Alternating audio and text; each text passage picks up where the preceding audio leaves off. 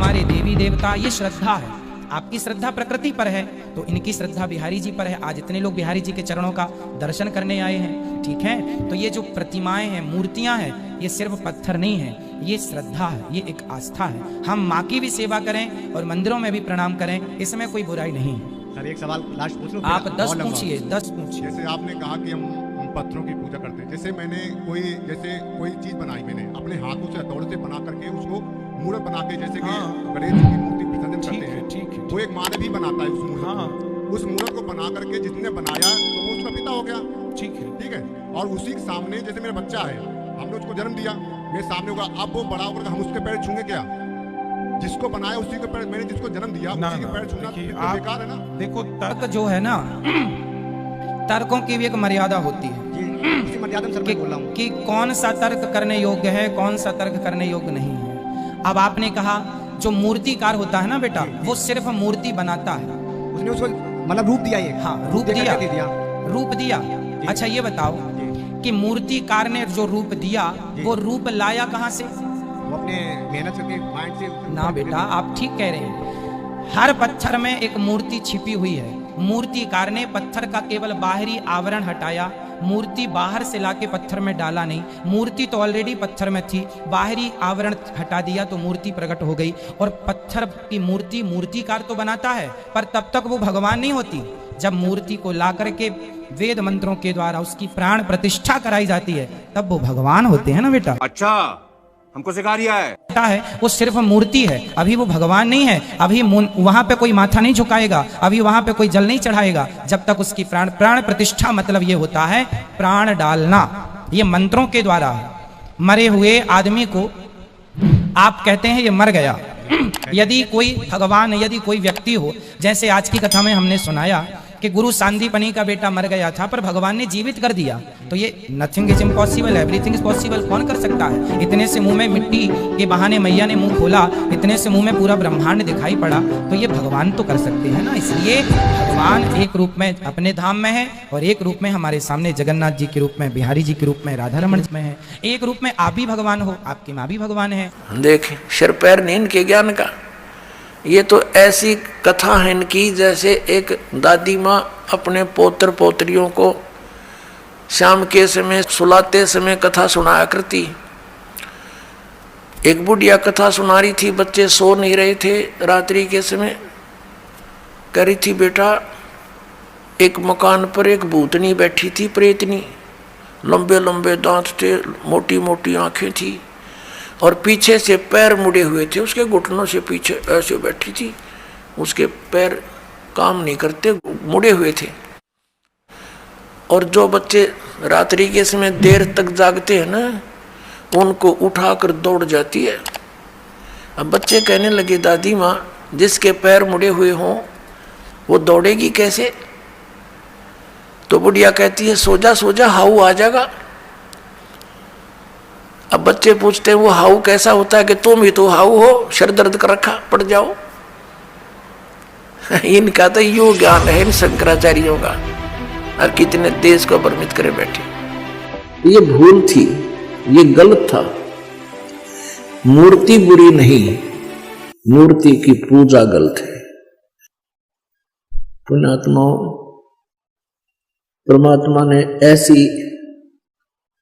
ऐसी गहरी और गूढ़ रहस्य की वाणियां हमें सुनाई हैं, बोली हैं, लेकिन इन काल के दूतों ने परमात्मा तक हमें नहीं पहुंचने दिया। नकली संतों, ऋषियों, महर्षियों ने। इसलिए परमेश्वर ने स्वयं आना पड़ता है।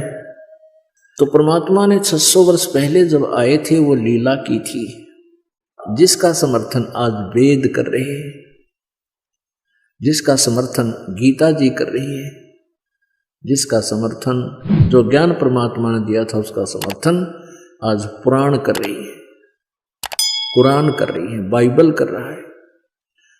तो पुण्यात्माओं, आज हम अपने भगवान को पहचान लेंगे। पहले हमारे को किसी ने कुछ भगवान बता दिया, एक मिट्टी का रख दिया कोई खिलौना सा, ये तेरा भगवान, हमने वो ही मान लिया, क्योंकि हमें परमात्मा की चाह थी, आज भी है।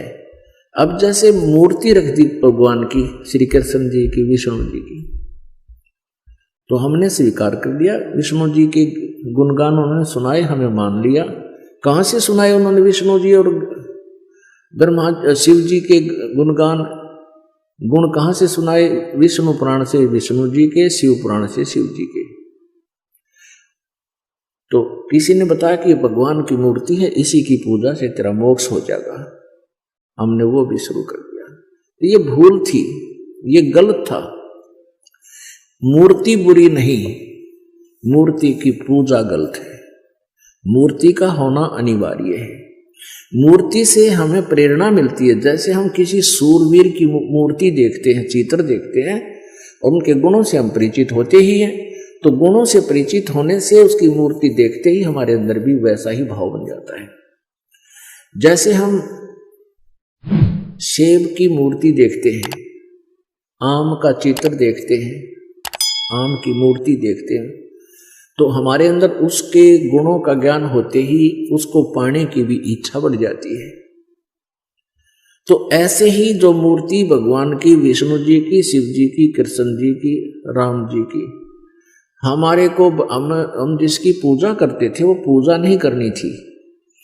उसकी पूजा से हमें कोई लाभ नहीं होना था मूर्ति की। हमने उस मूर्ति वाले भगवान को पाना है।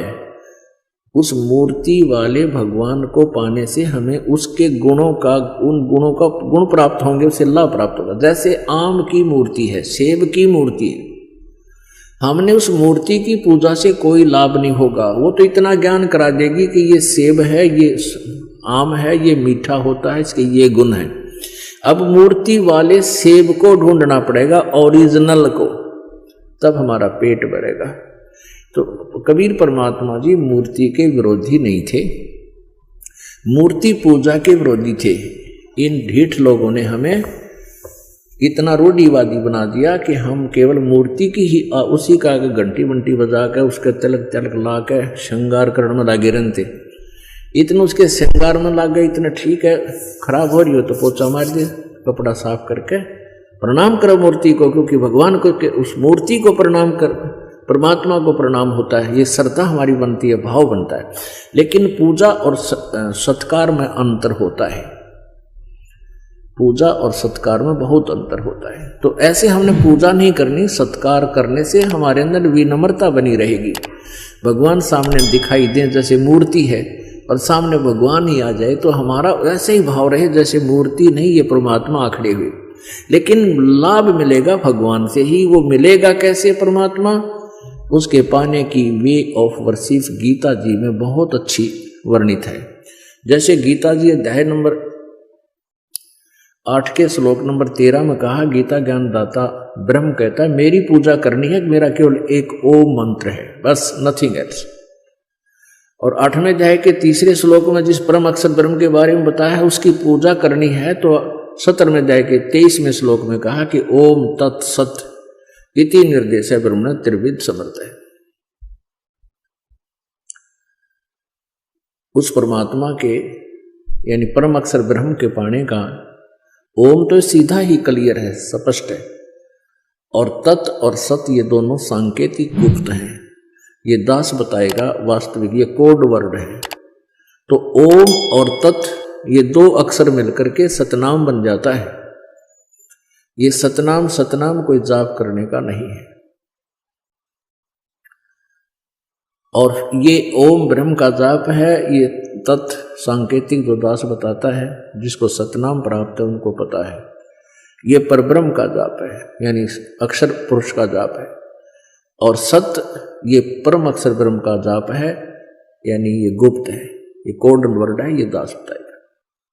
हमने उस परमात्मा को पाना है, मूर्ति से कोई लाभ नहीं होगा। हमने उस परमात्मा को पाना है जिसकी हम खोज कर रहे हैं, जिससे हमें पूर्ण लाभ होगा। अब गीता ज्ञान दाता कहता है कि तू सर्वभाव से उस परमेश्वर की शरण में जा जिसकी कृपा से तू परम शांति और शाश्वत स्थान यानी सतलोक को प्राप्त होगा।